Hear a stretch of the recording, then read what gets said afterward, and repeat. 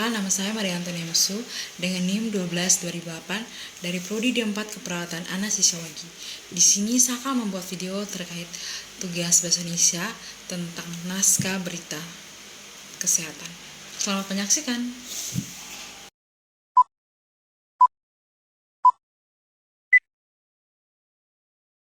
Indonesia Cegah Stunting, Antisipasi Generasi Stunting guna mencapai Indonesia Emas 2045. Mempersiapkan generasi emas 2045 bukanlah hal yang sangat mudah. Pasalnya, stunting masih menjadi masalah gizi utama bagi bayi dan anak di bawah usia 2 tahun di Indonesia. Kondisi tersebut harus segera dientaskan karena akan menghambat momentum generasi emas Indonesia 2045. Apa sih stunting itu? Stunting adalah kekurangan gizi pada bayi di 1000 hari pertama kehidupan yang berlangsung lama dan menyebabkan terhambatnya perkembangan otak dan tumbuh kembang anak tersebut. Karena mengalami kekurangan gizi menahun, bayi stunting tumbuh lebih pendek dari standar tinggi balita seumurnya. Tapi ingat, stunting itu pasti bertubuh pendek, sementara bertubuh pendek belum tentu stunting. Kenapa stunting ini menjadi sangat penting? Masalah stunting penting untuk diselesaikan karena berpotensi mengganggu sumber daya manusia dan berhubungan dengan tingkat kesehatan, bahkan kematian anak. Hasil dari survei status gizi balita Indonesia menunjukkan bahwa terjadinya penurunan angka stunting berada pada 27,67% pada tahun 2019. Walaupun angka stunting ini menurun, namun angka tersebut masih dinilai tinggi. Mengingat WHO menargetkan angka stunting tidak boleh lebih dari 20%. Data Bank Dunia atau World Bank mengatakan angkatan kerja yang pada masa bayinya mengalami stunting mencapai 54%. Artinya sebanyak 54% angkatan kerja saat ini adalah penyintas stunting. Hal inilah yang membuat stunting menjadi perhatian serius pemerintah awal pada tahun 2021. Pemerintah Indonesia menargetkan angka stunting turun menjadi 14% di tahun 2024. Presiden Jokowi menunjuk Kepala BKKBN Dr. Hasto Wardoyo, SPOG, menjadi Ketua Pelaksana Percepatan Penurunan Stunting. Dr. Hasto mengatakan angka stunting disebabkan berbagai faktor kekurangan gizi pada bayi. Menurut Dr. Hasto, di antara 5 juta kelahiran bayi setiap tahun, sebanyak 1,2 juta bayi lahir dengan kondisi stunting. Stunting itu adalah produk yang dihasilkan dari kehamilan.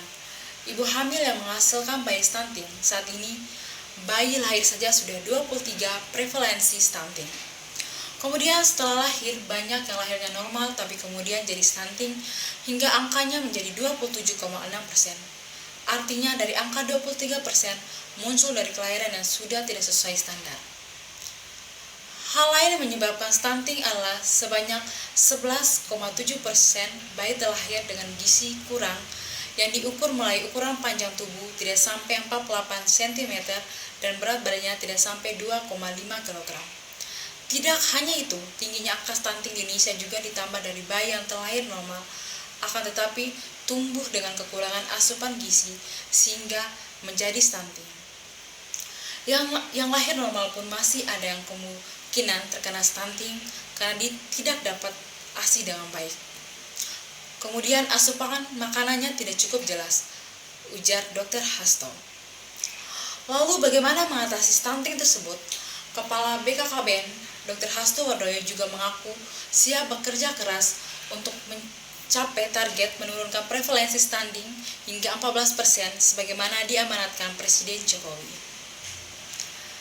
Satu hal yang harus dipahami bersama adalah stunting itu bisa diatasi untuk tidak menjadi stunting atau dikoreksi itu di 1000 hari kehidupan pertama. Sehingga ketika bayi lahir sampai 2 tahun ini masih bisa dilakukan modifikasi. Intervensi supaya tidak bisa menjadi stunting. Dalam mengatasi stunting, BKKBN siap mengerahkan dukungan 13.734 tenaga PKB atau PLKB dan 1 juta kader yang tersebar di seluruh Indonesia. PLKB nantinya akan menjalankan pendampingan kepada keluarga dan calon pasangan usia subur sebelum proses kehamilan. Misalnya mendorong calon pengantin agar mau melakukan pemeriksaan sebelum menikah dan hamil. Selain tetap mengoptimalkan pelayanan melalui kader posyandu, BKKBN juga melakukan penanganan dari hulu ke hilir, dimulai dari sebelum anak lahir, yakni saat para ibu atau pasangan usia subur merencanakan akan menikah, mereka harus dicek kesehatannya. Banyak perempuan Indonesia yang hamil dalam kondisi yang sebenarnya belum siap sehingga kemungkinan anak bisa terkena stunting. BKKBN sudah meluncurkan program siap nikah dan kedepannya calon pasangan usia subur atau calon pengantin harus mendaftarkan hari pernikahannya 3 bulan sebelumnya. Calon pengantin akan diminta untuk mengisi platform yang berisikan penilaian status gizi dan kesiapan untuk hamil guna mencegah stunting. Platform sedang disiapkan secara bersama-sama oleh BPKBN dan Kementerian Agama. Kementerian Dalam Negeri sebagai pengelola bidang data kependudukan akan berbagi data sebanyak 271 juta penduduk. Dengan begitu, melalui Direktur Jenderal Kependudukan dan Pencatatan Sipil atau Dukcapil, Kementerian Dalam Negeri bisa membantu mendeteksi keluarga dengan risiko stunting melalui nomor induk kependudukan. Terakhir, Dr. Hasto menghimbau kepada seluruh masyarakat untuk mencegah lahirnya bayi-bayi stunting di dalam keluarga dengan cara menyiapkan betul remaja putri yang akan menikah harus sehat. Ibu-ibu yang akan menambah lagi anaknya harus juga sehat. Ingat pesan saya, jangan terlalu muda untuk hamil kurang dari 20 tahun, jangan terlalu tua untuk hamil lebih dari 35 tahun, dan terlalu sering kurang dari 3 tahun sudah hamil lagi, dan terlalu banyak. Pesan kami, 2 anak lebih sehat. Sekian dari saya, hasil naskah berita tentang kesehatan.